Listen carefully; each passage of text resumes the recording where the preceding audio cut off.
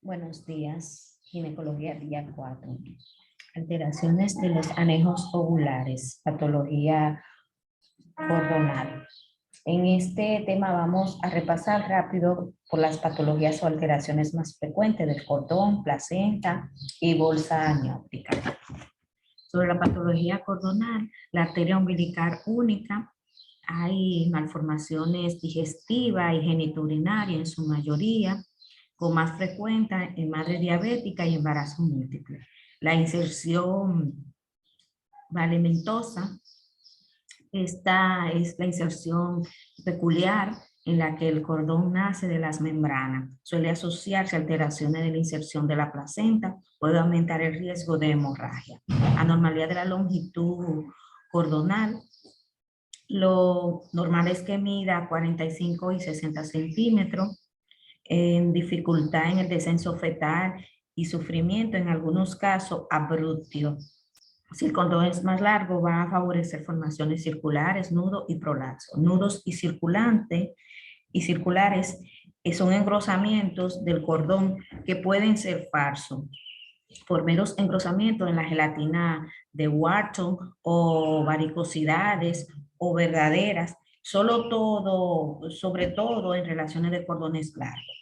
Las circulares son vueltas del cordón sobre el feto, pueden comprimir alguna zona, lo más frecuente es que se producen alrededor del cuello, se asocian a causa de mayor movilidad fetal, poliadritmio, feto pequeño, mayor longitud del cordón, pueden producir sufrimiento fetal y se sospecha por la DIT3. Alteraciones de la posición, aquí se deben diferenciar dos situaciones, procidencia o laterocidencia, es el descenso del cordón a través del estrecho superior sin sobrepasar sin la presentación. Prolapso, el cordón sobrepasa la presentación, favorece por adaptación pélvico-fetal, defectuosa, pelvis estrecha, multiparidad, presentación podálica, situaciones transversas, gemelaridad, polidratmios, requiere la terminación inmediata del parto mediante cesárea, salvo si el feto está muerto o se trata de una multipara en expulsión con posibilidad de parto vaginal inmediato. Sobre las alteraciones placentarias, alteraciones de inserción, lo más normal es que la placenta se inserte en el endometrio, que durante la gestación pasa a denominarse deciduo. En algunos casos, la decidua no está convenientemente desarrollada y la placenta se inserta más profundamente a nivel del miometrio, placenta acretada, penetrando en él la placenta increta o incluso sobrepasando y llegando al peritoneo, placenta perscreta. El principal problema de estas inserciones es que se produce el desprendimiento de la placenta después del parto, apareciendo hemorragia en el alumbramiento. Debemos intentar con masajes, extracciones manuales, incluso legrado. En caso más extremo será necesario histerectomía. Placenta accesoria, existencia de lóbulos placentarios adicionales a distancia de la placenta principal, en la cual se mantienen conexiones vasculares. Puede retenerse estos lóbulos tras la alumbramiento. Se sospecha al ver vasos desgarrados en la bolsa amniótica. El tratamiento consiste en extracción de placenta manual. Sobre la patología del líquido amniótico, polidratmios, se llama el exceso de líquidos amnióticos, más de 2.000 mililitros. La etiología no se conoce con exactitud. Las fuentes de líquido amniótico son el propio amnios, la exudación desde el plasma materno y la orina fetal. La eliminación se consigue por la absorción mediante las membranas fetales. Podemos deducir que se produce poliadrinios en alteraciones de la deglución, atresia esofágica o duodenal, exceso de eliminación por orina fetal, déficit de ADH, frecuente en anencefalia y diabetes materna por poliuria. El diagnóstico por ecografía, para valorar malformaciones No se debe emplear diuréticos, pues están contraindicados en embarazo. Si la madre está muy molesta por compresión, disnea, podemos hacer amniocentesis evacuadoras de forma periódica. Si la evacuación es rápida, se puede producir un adructius. Los oligoadratnios, esta es la cantidad escasa de líquido amniótico, menos de 500 mililitros.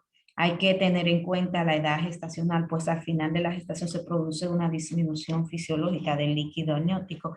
Las causas son las malformaciones renales, tipo que se hacen a la excreción de la urinaria, sea menor, y por tanto disminuya la formación del líquido amniótico.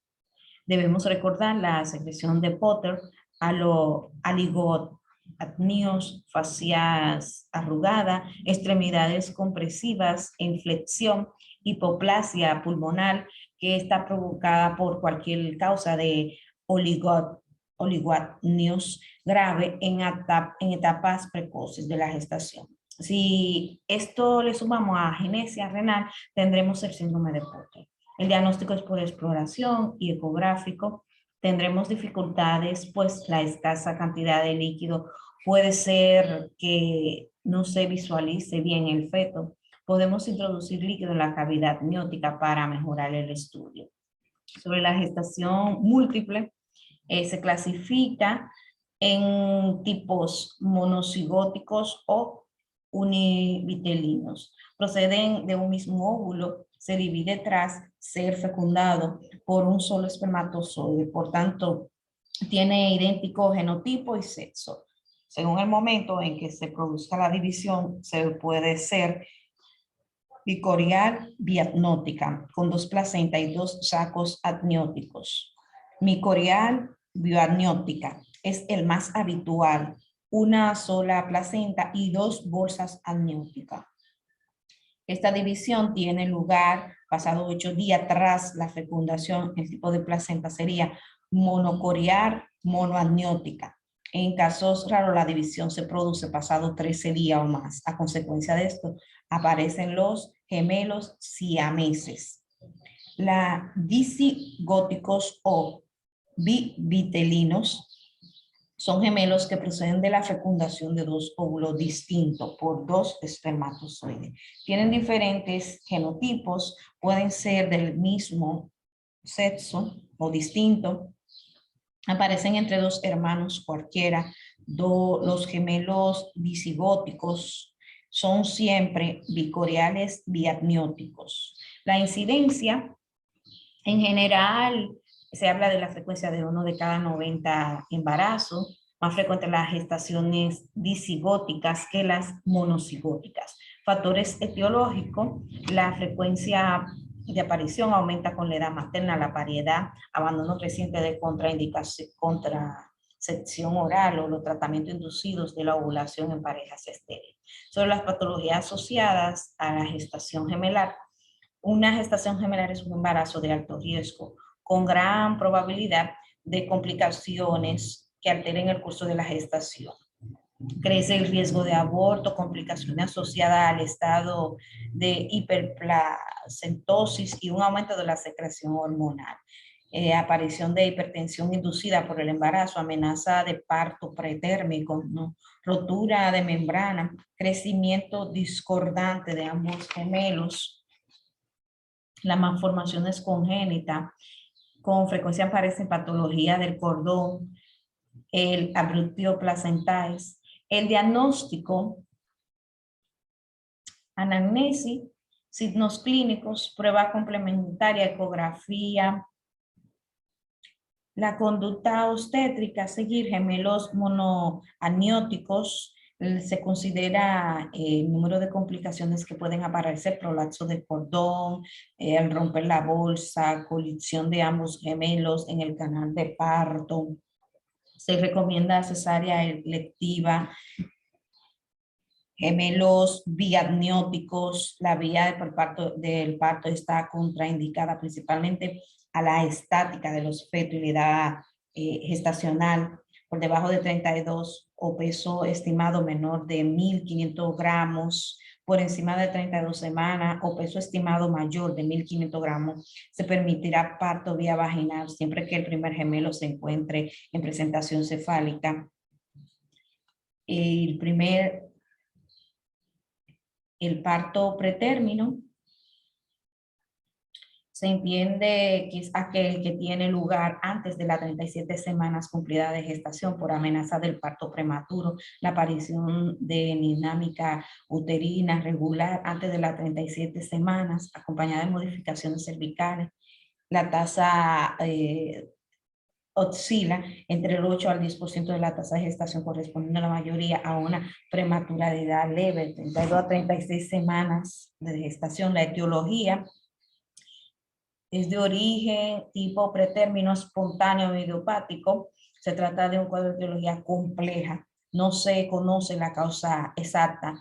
Los factores de riesgo, edades extremas, bajo nivel socioeconómico, consumo de tabaco, alcohol, cocaína, déficit nutricional, infecciones urinarias, cervical o del líquido amniótico, gestación múltiple, polihidratmios, miomas, el tipo pretérmino asociado a ruptura prematuras de membrana, el término por intervención médica o iatrogénica, ya sea debido a una patología materna o fetal, preeclampsia, retraso del crecimiento uterino, sufrimiento fetal, enfermedades maternas.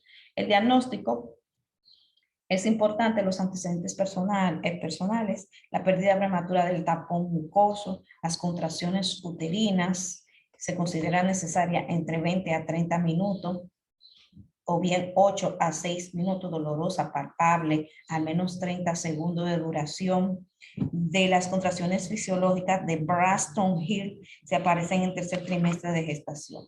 Estas suelen ser espontáneas, irregulares. Las modificaciones cervicales, el método más utilizado para la valoración del cuello del útero sigue siendo el tracto genital test Bishop. Y sin embargo, este método es subjetivo y presenta variaciones importantes interobservador y suele infraestimar la longitud real del cervix. Por ello se utiliza la ecografía transvaginal y la fibronectina fetal como técnicas de apoyo de valoración clínica. La valoración ecográfica del cervix, la medición de la longitud cervical, al servir la longitud superior de 30 milímetros, posee alto valor predictivo negativo, lo que puede evitar muchos tratamientos necesarios. La presencia de fenotipo del embudo, de fenómeno de embudo o insinuaciones de la membrana del canal cervical, los marcadores bioquímicos, la fibronectina, que es un glicoproteína. La principal utilidad de la determinación de fibronectina fetal es el diagnóstico APP, que es intentar identificar a aquellos pacientes con resultados negativos. La interleucina 6 en moco cervical aparece solo en 1/3 de la amenaza del pretérmino. La proteína IGFBP1, que es una proteína secretada de las células residuales maternas. Sobre la conducta obstétrica, el tratamiento de parto prematuro se basa en la eliminación de contracciones, tocolisis y la aceleración de la madurez pulmonar fetal mediante corticoterapia. El tratamiento tocolítico estará indicado en las pacientes a partir de las 24 semanas, dado que la edad gestacional, el feto será pulmonarmente maduro. No se instaura tratamiento tocolítico si se dejara evolucionar el parto. Si produce rotura prematura de la membrana, se añadirá profilaxis antibiótica. Existen múltiples pautas, pero la más utilizada es la combinación de ampicilinas y eritromicina. Se refiere dinámica uterina objetiva, se debe realizar una anamnesis dirigida y la exploración ginecológica, el registro cardiotocotorácico externo. Su función sería dinámica inexistente y cervix sin modificar, dinámica y cervix sin modificar, dinámica y cervix modificado. El ingreso hospitalario, hidratación, reposo absoluto, Sobre la tocólisis,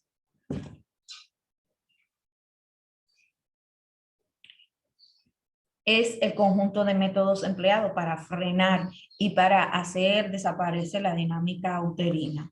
Estos son hidratación, sedación, reposo absoluto, hospitalario en cama, posición de cúbito lateral. Antagonista de la oxitocina, atosipam, actúa como inhibidor competitivo de la oxitocina, inhibiendo la acción contractora uterina. El beta miméticos durante mucho tiempo han sido el tratamiento de elección, pero al disponer del atosibam, la eficacia similar o menor efecto secundario han pasado a una segunda línea de tratamiento. Los antagonistas de calcio, nifedipino, ejerce su acción tocolítica al inhibir la entrada del calcio extracelular y dificulta así la contracción. El efecto secundario más frecuente es el rubor facial, transitorio, pudiendo producir también hipotensión. Está contraindicado en caso de insuficiencia renal y cardíaca. Antiprostaglandínicos, indometacina. Esta inhibe a la prostaglandina sintetasa, por lo que considera reducir la dinámica uterina. Entre sus efectos secundarios se producen vómitos, hemorragia digestiva y hemorragia postparto. La gestación cronológicamente prolongada, esta vamos a hablar cuando el embarazo dura más de 42 semanas. La etiología, en la mayoría la causa es desconocida. La clínica, embarazo fisiológico prolongado, el feto es normal, embarazo patológico prolongado, el feto deja de crecer, aparece signo de insuficiencia placentaria, afectación fetal, hipoxia, hipoglucemia, maceración de la piel, envejecimiento de la placenta y oligoamnios. Sobre el diagnóstico, exclusivamente cronológico, se debe establecer con precisión la edad gestacional, el parámetro más preciso para datar la gestación, la medición del CRL por ecografía vaginal en el primer trimestre, la valoración del tratamiento, el más se realiza ambulatorio cada 48 horas, ecografía, amnioscopía, valoración del índice de Bishop, a mayor puntuación más inducible es el parto. Se precederá a la inducción del parto cuando alguna de las pruebas es patológica. El test de Bishop es mayor de 5 puntos. Inducción, esta consiste en provocar el parto, inducción electiva, inducción terapéutica o no electiva. Contraindicaciones, la inducción está contraindicada en el parto vaginal, sea más peligroso para el feto o para la madre que la cesárea, como en el caso existiría estática fetal anormal, una situación transversal. El pronóstico, la evaluación de la inducción, depende de las condiciones del canal del parto, altura de la presentación vital, valoramos 5 parámetros: posición cervical, consistencia, borramiento, dilatación y altura de la presentación, planos de Hodge.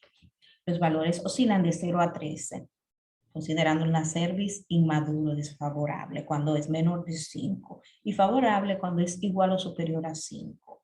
Para mejorar el pronóstico y disminuir la tasa de cesárea por fracaso de inducción. Los métodos de inducción, método físico, amnioresis, rotura de la bolsa amniótica, se emplea en cuellos más favorables como complemento de la oxitocina. Maniobra de Hamilton consiste en despegar la membrana mediante un masaje intracervical para favorecer la liberación local de la prostaglandina. Los métodos químicos locales, maduración cervical, prostaglandina E2 intracervical, métodos químicos sintéticos o citóxicos que producen contracciones en casi todas las circunstancias. Es el método más eficaz cuando el cuello es muy maduro.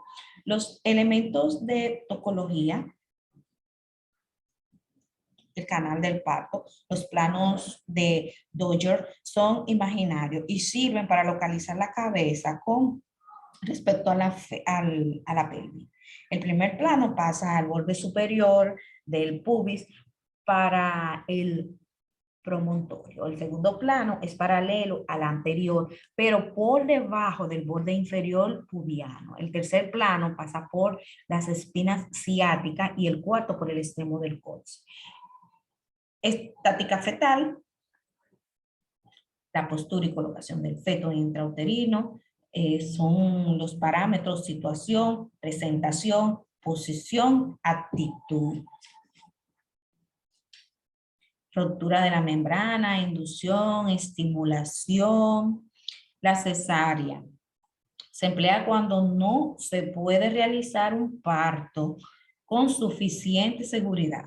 Puede ser programada o urgente. Las indicaciones de la cesárea son factores de riesgo materno, placenta previa, desprendimiento prematuro de placenta, presentación anómala del feto, desproporción pélvico-cefálica, sufrimiento rectal, fetal, prolapso del cordón.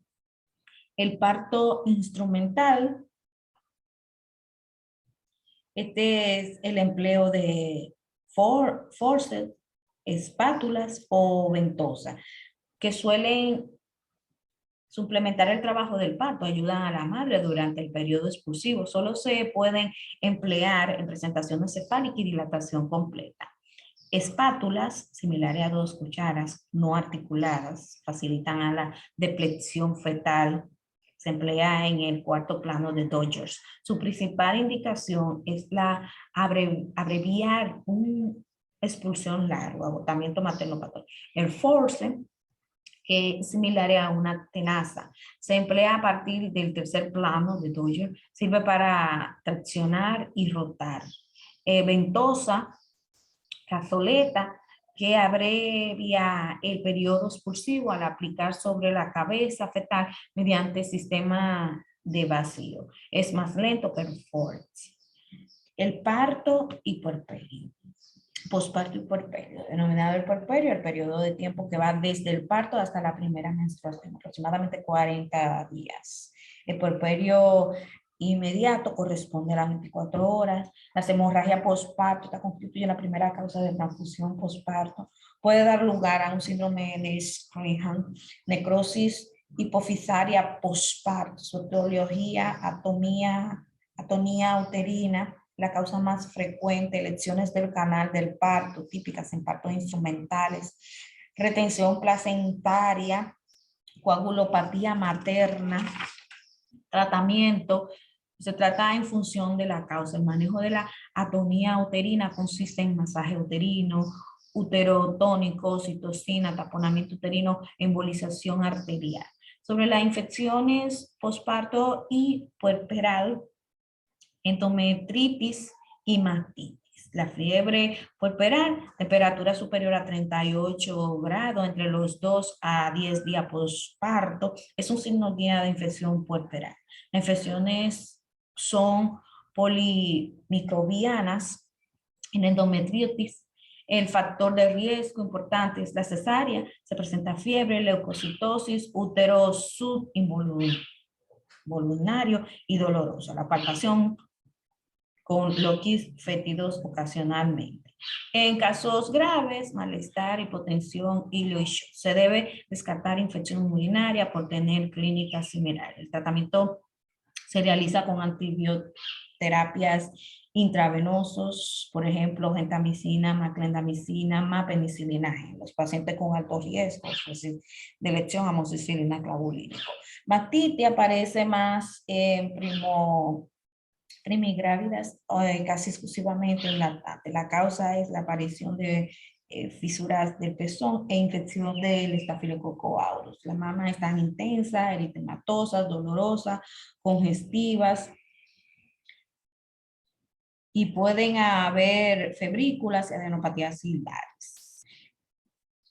Recordemos la lactancia materna y contraindicaciones de la lactancia materna, causas maternas como infección de VIH, tuberculosis, drogadicción, la toma determinadas fármacos como ciclofosfamida, ciclosporina, metrotresate. Está contraindicada. Contradicciones pueden ser las inclusión de motivos sociales o puerperal. La transmisión del sistema renal no se produce a través de la leche, por lo que no es una contraindicación. La hepatitis B crónica no es una contraindicación si se hace correctamente la profilaxis del recién nacido con la vacuna y la glacadina. Las causas del recién nacido: anormalidades de la boca, la vía respiratoria, alteraciones de succión, deglución, galactosemia. El fármaco de elección para inhibir la lactancia materna es la cabergoline, agonista dopaminérgico que inhibe la producción de la prolactina.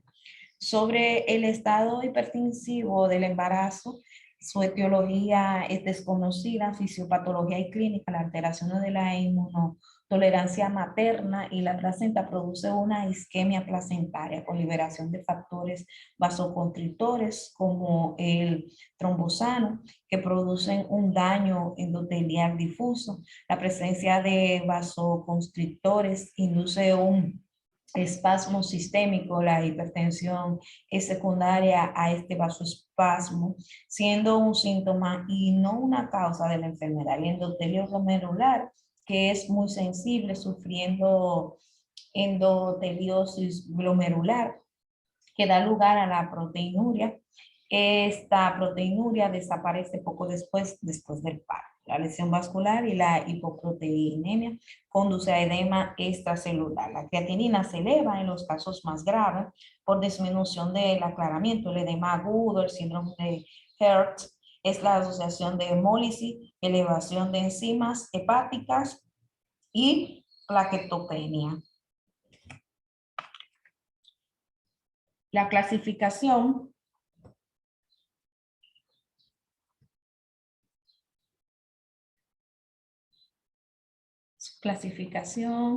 hipertensión crónica,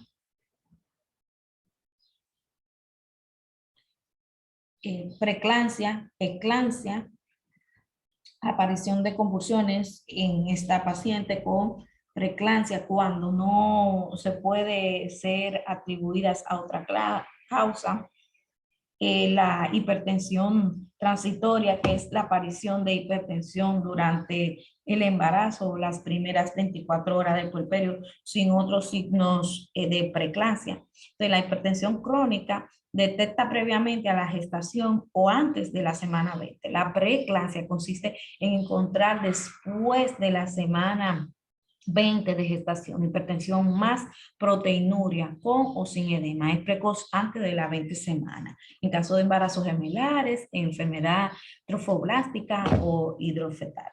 Sobre la definición: hipertensión, aumento de 30 miligramos sobre mercurio en la sístole o de 15 miligramos sobre mercurio en diástole sobre los valores normales, o bien tensiones superiores a 140, 90 miligramos de mercurio. La proteinuria, existencia de 300 miligramos o más de proteína en orina, 24 horas o 30 miligramos en muestra aislada. Sobre el tratamiento: medidas generales, dieta normosódica rica en proteínas, reposo relativo, control de tensión y diuresis, descartar anemia, trombopenia y alteraciones hepáticas asociadas. Hipotensores como alfametildopa, esos son los vasodilatador arterial de acción lenta, se usa como tratamiento ambulatorio en caso leve. Hidralazina relaja la musculatura lisa arterial, efecto rápido, es el más usado en crisis hipertensiva, es de uso hospitalario. Otros, labetalol, nifedipino, contraindicados, está IECAS, que son teratógenos diuréticos que disminuyen el volumen plasmático, el flujo uteroplacentario, diazócido, teratógenos y efectos secundarios en la madre. Atenolol produce CIRS. Los anticonvulsivantes, el tratamiento de elección en la profilaxis y tratamiento de las convulsiones, el sulfato de magnesio. En caso de toxicidad aguda, su antídoto es el gluconato de calcio, que es el tratamiento de las convulsiones agudas. También podemos usar las benzodiazepinas. Sobre la diabetes gestacional,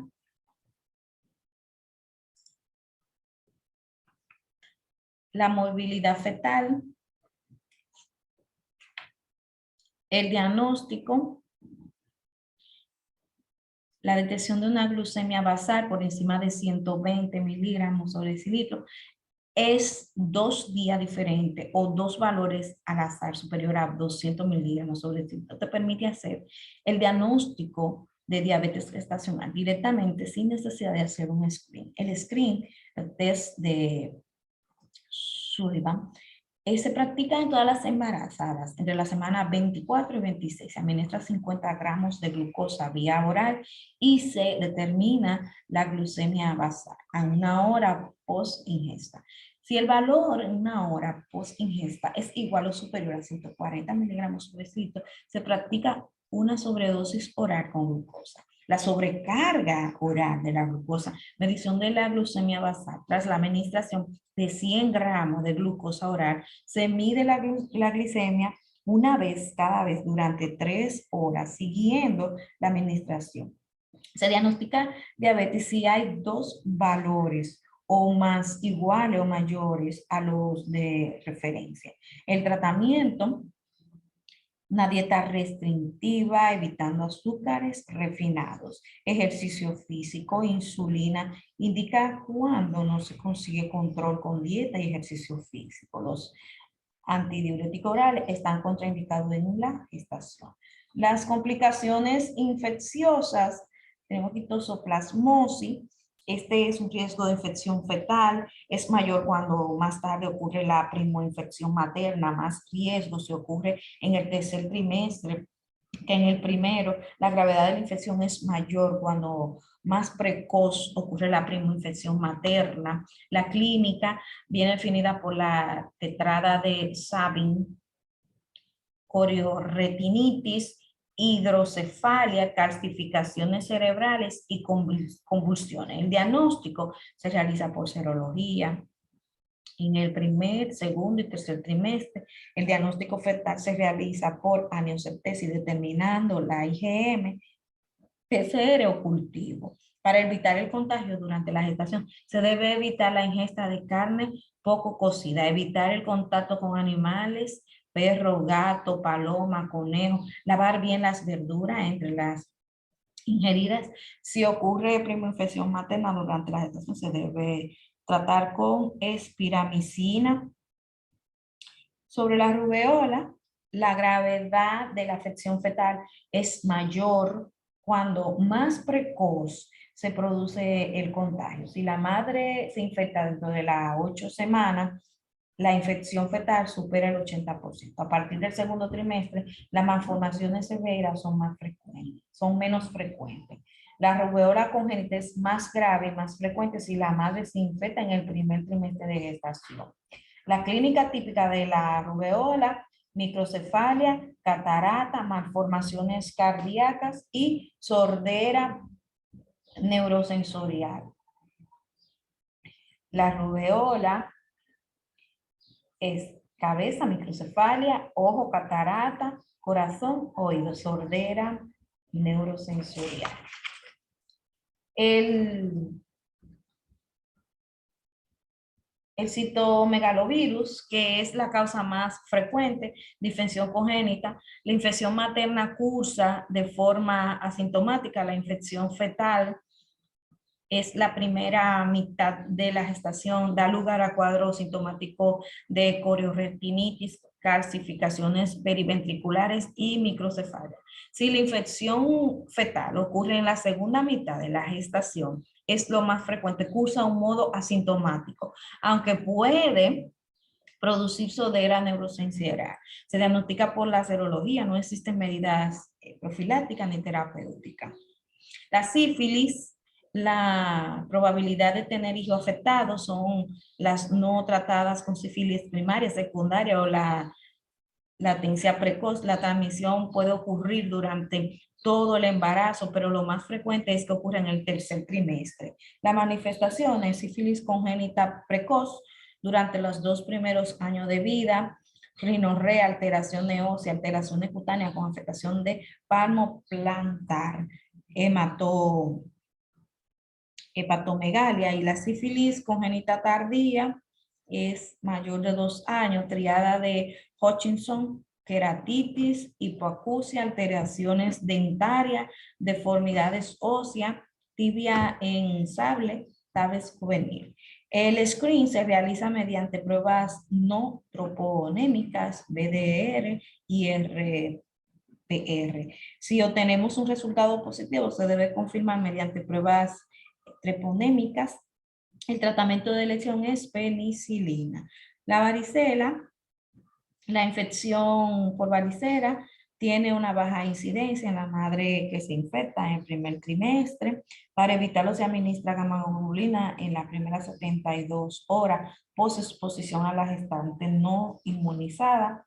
Si la madre se infecta entre 5 a 2 días después del parto, si hay alto riesgo de varices neonatal grave, se administra gamma-globulina para prevenirlo en el recién nacido. El tratamiento es aciclovir. Está indicado en desarrollo fulminante, neumonía hemorrágica, neumonía varicocela o herpes simple. Sobre la hepatitis B y C, la infección materna, en caso de portadoras crónicas, infecciones activas durante la gestación, la hepatitis crónica activa, en la madre del solución positiva, el porcentaje de transmisión placentaria es bajo. Cuando son positivas, el riesgo de transmisión es realmente alto, el riesgo de cronificación es muy alto si se adquiere el periodo perinatal. En el caso de la hepatitis C, existe un elevado riesgo de transmisión vertical en caso de hepatitis aguda, hepatitis crónica o coinfección de VIH. El VIH, no se ha observado malformaciones congénitas asociadas a la infección. Se debe tratar gestante para reducir la transmisión vertical. Se realiza triple terapia antirretroviral, evitando fármacos teratógenos como el efavirenz. El estreptococo beta grupo B, esta es la causa más frecuente de infección bacteriana neonatal, da lugar a sepsis o a meningitis purulentas. Se recomienda el cribado mediante cultivo de sudado anorrectal o cervical en la gestante entre la semana 35 y 37. La profilaxis consiste en la administración intraparto de ampicilina o penicilina. Se debe realizar si tenemos un cultivo positivo cuando no se ha podido realizar el cultivo o cultivos negativos con factores de riesgo. Gracias.